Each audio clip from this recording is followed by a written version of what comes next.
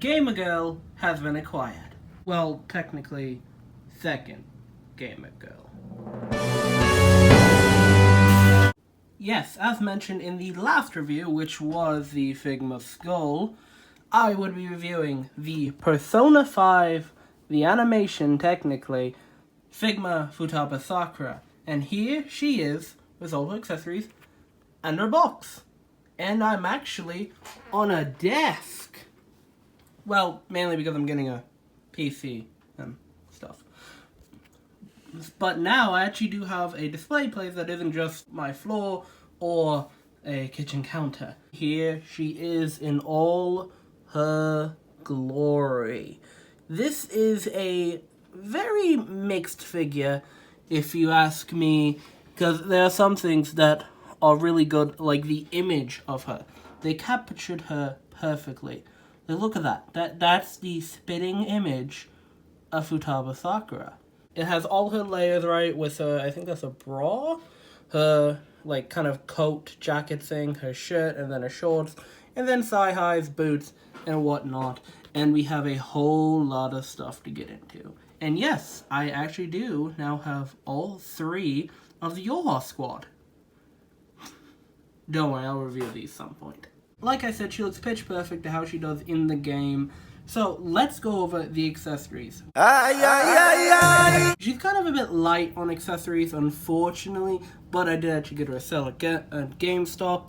So she has an entire row of hands.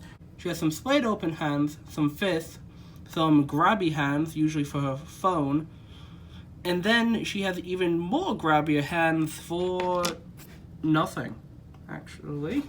Like I mentioned, she does have her phone. It may be a bit hard to tell because of my desk, but there's the back of it. She also has interchangeable arms that you can replace to make it look like she's has her hands in her little pockets. Then she also has a pointing finger hand and a weird looking grabby hand. I'm actually confused by that one. And then she has 2 interchangeable faces.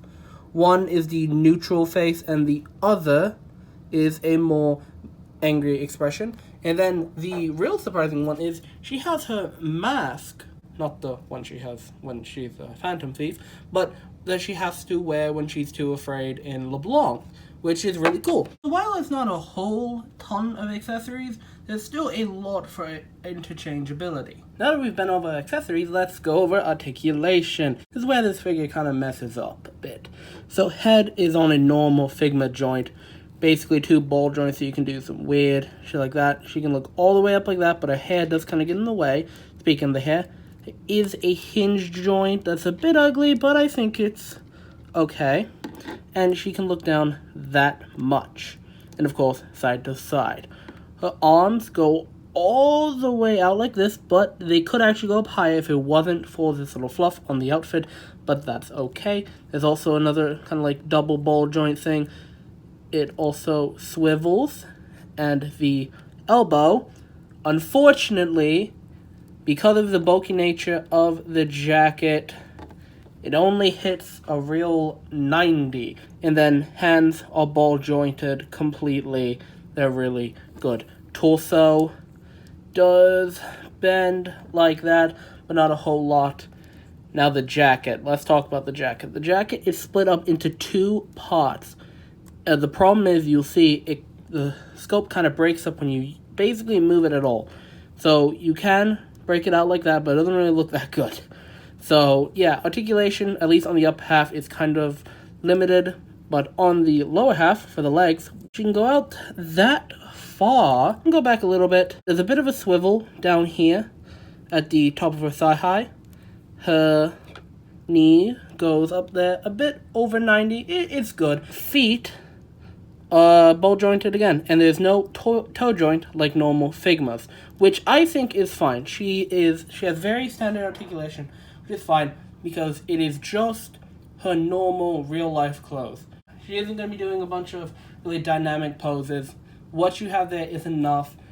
It's just posing with the jacket can get a bit tedious and a bit of a problem. Let's get the size comparisons out of the way. since she's right here. First, we have the Square Enix Bring Arts Nier Automata 2B. That is a lot to say. The stands are about the same, so I never actually realized how tall 2B is. And he's a bit off topic, I know, but like, who's tall is it? A2 is just a bit taller than a 2. Shit. Damn. Next we have the Studio Series 86 Grimlock. I don't know what I'm doing. But it'll probably be my next review, but it's not actually a figure, funnily enough. The Banpresto ReZero OVA, I can't remember the exact name of the OVA, Amelia statue. By the way, kinda mad. It's just shorts up there. They aren't actually, you know, depressing. My last review, the Figma Ryuji Sakamoto skull. And then lastly, to end off my Persona 5 comparisons, my Joker amiibo. I am getting, what is it? The normal outfit Akechi and Makoto Nijima in July? Yeah, so next month. So, I'm also going to review those when I get them. So this is going to expand. But unfortunately, I don't have Joker on or Yusuke. Hopefully, Haru will be re-released soon, so I'll be able to get her. But then I'm going to be missing, you know, Joker, Yusuke, and On. And it's going to make me really mad. And of course, they haven't announced a Kasumi Yoshizawa, which I hope they do. But, anyway, this video is long enough. This figure is a mixed bag. The sculpt looks really great. Now it's the look. But unfortunately, Articulation's kind of hindered because of the jacket, and she's a bit light on accessories. But if you can still find her at a decent price, I'd say get her. She's pretty good. Though I still do like Ryuji just a bit more. That is not my opinion on the actual characters, though, in the game. But thank you so much for watching. Like I said, that should be the next review. Then I think I'll finally do the Nier figures. But I hope you enjoyed. I'll see you whenever the next time is. Goodbye.